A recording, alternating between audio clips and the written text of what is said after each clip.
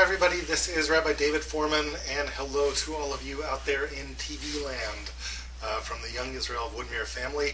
I wanted to take a minute just to talk with you in advance of the upcoming Yemim Noraim that are just right around the corner here. And I want to talk to you about something a little bit strange, I think, in the first chapter of the Rambam's Hilchot Teshuva, Laws of Teshuva. First of all, the whole notion of laws of Teshuva seems to be a real oxymoron.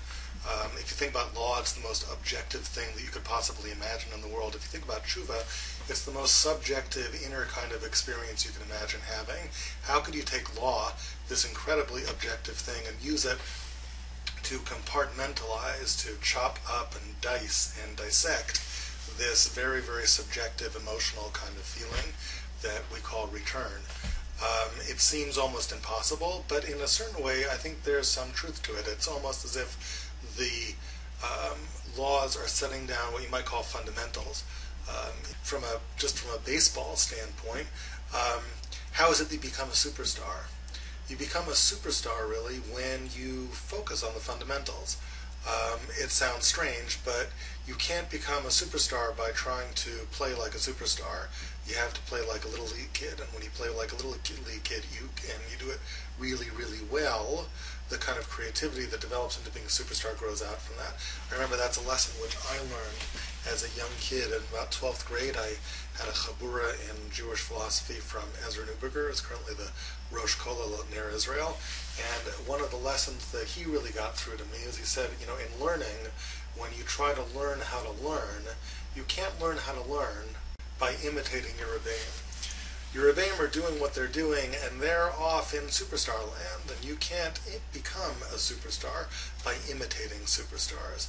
What you need to do is to focus on what they're not talking about. There's certain basic fundamentals of learning that you have to understand, and if you focus on those fundamentals and you really learn them well, then your creativity can emerge naturally. But if you don't understand those fundamentals of learning, if you don't really work on them, if you don't master them, you'll never be great in that kind of way.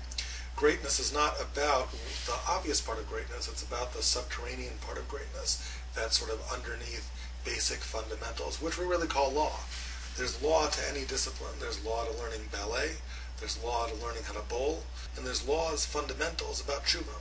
And that's really what the Rambam is about. When we look at those laws are a kind of guidelines that if you master those fundamentals, the creativity really emerges. What are those laws and what are some of the fundamentals? So just to give you a little taste of this, I recorded a larger video series that I'll give you the link to about this, but just a little taste of it. One of the fascinating things the Rambam says, first of all, is that there is no mitzvah to do teshuva. Strange.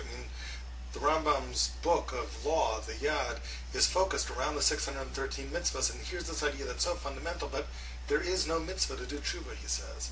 But there is one part of teshuva that there is a mitzvah. The teshuva breaks into 4 components.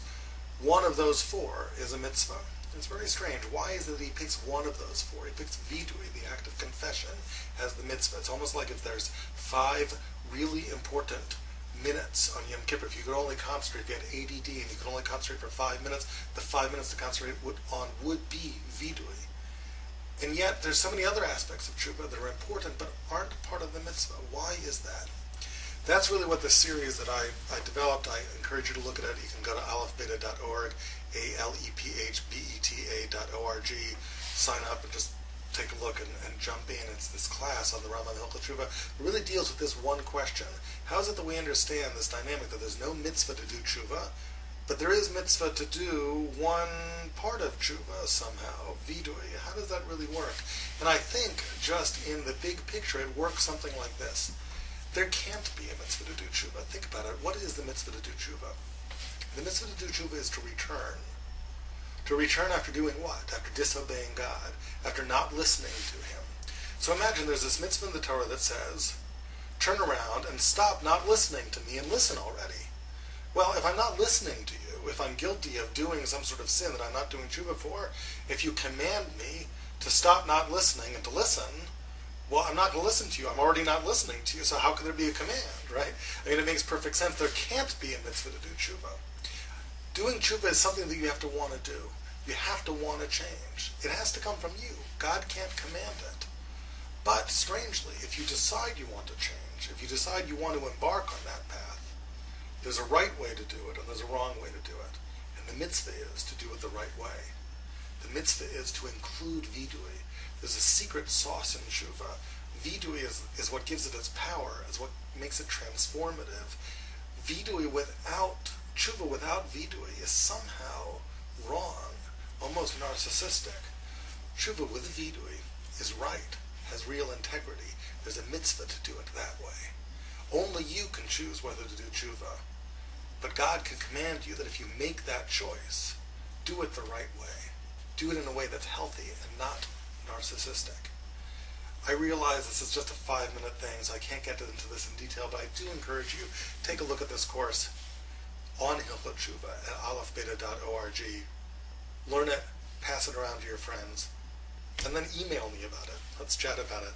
I'm at davidfohrman at gmail.com, DAVIDFOHRMAN at gmail.com. I wish you a wonderful and meaningful and happy and healthy Yom Noraim season and rest of the year.